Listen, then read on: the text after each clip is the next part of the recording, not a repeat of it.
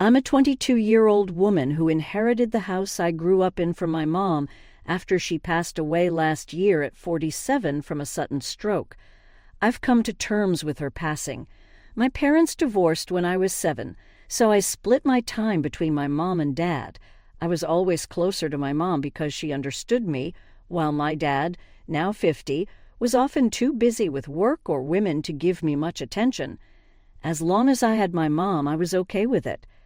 After I turned 18 and started college, my dad moved to Houston for work, so we only saw each other during the holidays.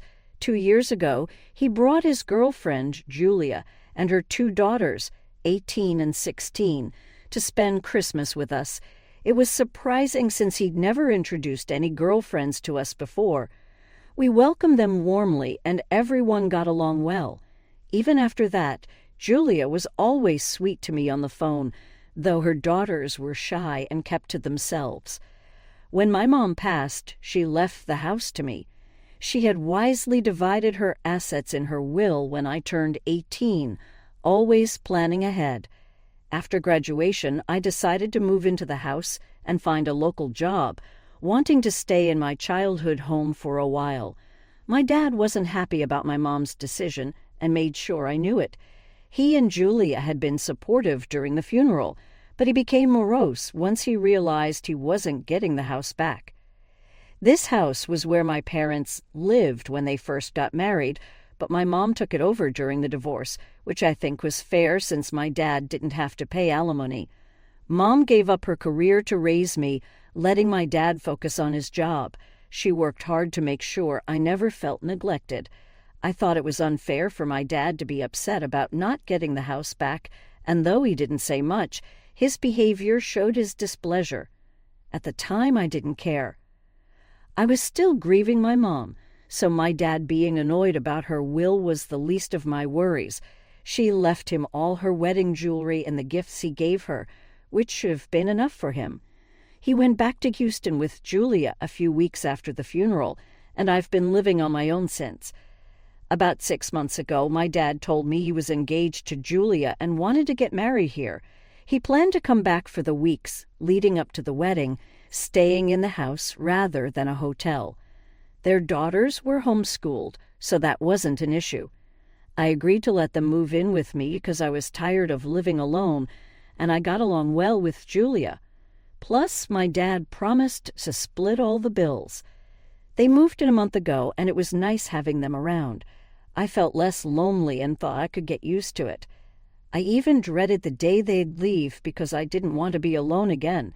But 2 weeks ago, 3 days before the wedding, my dad asked if they could move back here permanently. I was surprised, but he explained he wanted to ease me into the idea of being part of a family and didn't like me living alone. I wanted to say yes immediately, but his behavior about not getting the house back made me hesitate. As much as I liked the idea, I didn't think it was wise to make a quick decision. I needed time to think. It felt logical to wait and not act on my emotions. I told him I needed more time and would let him know after the wedding. He looked annoyed but didn't push it. 10 days ago, they got married, and we had a blast at their wedding. They were supposed to stay a few more days before moving back, so I was preparing to tell them my decision, which was a yes. But before I could, they all took off on their honeymoon without telling me. 2 days after the wedding, I woke up alone. Their belongings were still here, so I tried calling them, but nobody answered for hours. Finally, around noon, Julia called back and casually informed me they had left for their honeymoon and would be back in a week. I was stunned. I expected them to at least tell me or include me in their plans. I asked why they hadn't told me, and she gave a lame excuse about forgetting but assured me they'd be back soon. I tried to explain that my issue was with them leaving without a word, but she brushed it off, saying my dad was busy and didn't have time to talk. I kept my cool and asked her to let me know when my dad was available. Her tone changed, and she became snarky, saying my dad was busy for the next few days and I shouldn't bother them. She told me not to act hysterically just because I felt left out, reminding me I wasn't a child anymore and needed to accept that my dad had a new family. She wanted me to get over it and clean the house before they returned.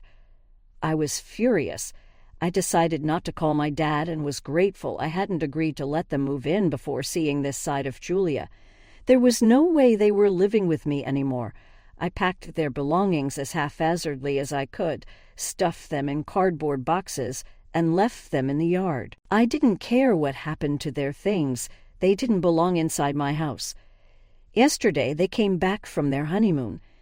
Luckily, I was at work when they found their stuff in the yard. I had changed the locks, so they couldn't get in. My dad was extremely pissed when he contacted me about it. He told me I was being a brat and overreacting, claiming they did nothing wrong. I told him to take their boxes and leave, and if they were on my property when I got home, I'd call the police. He cursed and hung up. I had to get back to work and couldn't waste time worrying. When I got home, their things were gone. I thought it was over, but around midnight my dad called. Julia apologized, saying she wanted to make amends and didn't want bad terms over something petty. I told her to shut up and leave me alone. Her sudden change felt fake, clearly driven by not being allowed to live with me anymore. If she had any regrets, she would have apologized sooner, not after their vacation. My dad wasn't sorry either. He tried to guilt-trip me, saying I was heartless for not letting them stay, offering to split bills. He claimed he wanted to live here to feel closer to my mom. Julia's outburst was just a bad mood, he said, and even her kids missed me. But I wasn't having it. I knew my dad had his eye on this house since the divorce, and after seeing Julia's true colors, I didn't want to risk it. I told him they could go back home. He started bawling, accusing me of being selfish, saying I was ruining his happiest memories. He called me petty and mean, saying my mom would hate this side of me. But I stood my ground. I wasn't letting them move back in after Julia's rudeness and their lack of consideration. Update. The comments on my original post were a reality check. Some were rude, but I got the point. I stuck to my decision. My dad doesn't deserve to live here after being awful to me. It was nice while it lasted because they were sweet initially, but their true colors showed once I said I needed time to think. They thought they could intimidate me, but I'm not that weak. I'd rather be lonely than spend time with the wrong people. I shouldn't have let them come here at all. My dad's reaction when he learned the house was mine should have been a red flag. It showed me how materialistic and selfish people can be. As for Julia, I'm glad she picked a fight with me and messed things up for herself. If she hadn't, we might have ended up as a happy family, but I won't fall for their fake behavior again. I was lonely, missing my mom, and with no grandparents left. I needed a family for support, but these people aren't it. I'm relieved I realized this before it was too late. It's been a few days since they left, and my dad keeps calling and texting, hoping for another chance. But they don't deserve it. They blew their one shot, and I can't risk giving them another. I feel bad treating my dad like this, but he never put in much effort with me. He doesn't get to complain now that I'm making decisions for myself. Update. My dad's desperate to move in because he lost his job months ago. He spent all his savings on the wedding and honeymoon. Julia quit her job to be a stay-at-home mom, so now they're broke. My dad assumed I'd let them stay. Julia didn't know the truth until recently, which is why she apologized. She's as fake as they come, but that's what my dad deserves. Today, my dad asked to stay a few days until he finds a job. I told him no. They've been nasty to me, and I don't need that negativity. He should have known better than to splurge on a wedding and honeymoon without a job. That's not my problem, and I refuse to feel guilty. I texted him back, explaining this politely. He took it as mockery and said I'd suffer for what I was doing. I didn't respond because anything I say will be turned against me. It's better to let him wallow in his misery.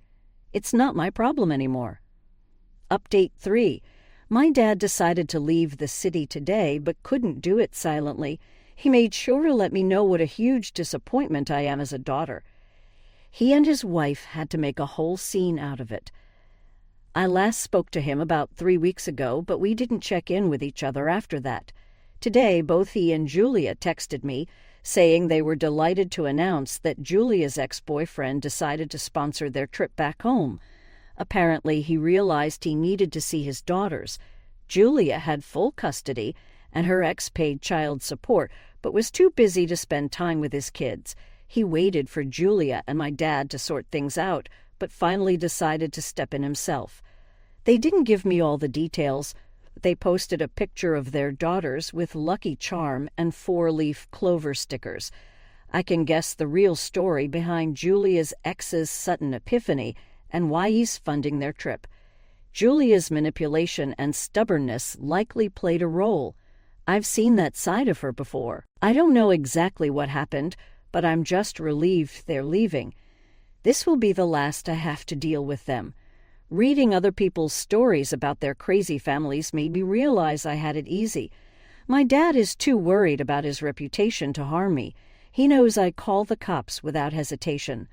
Plus, I have enough training to defend myself. With them gone, I have even less reason to worry. I still feel lonely sometimes, but instead of dwelling on it, I go to my friends. After my mom passed away, I shut everyone out without realizing how alone I become until I read the comments here. It's going to take time, but I'm going to make the best of my life now. I have a stable job, a decent income, and my own house, thanks to my mom. I have great friends who care about me. Honestly, what more do I need? If I get into trouble again, I'll just come back here. I'm sure the wonderful people on Reddit will bail me out once again.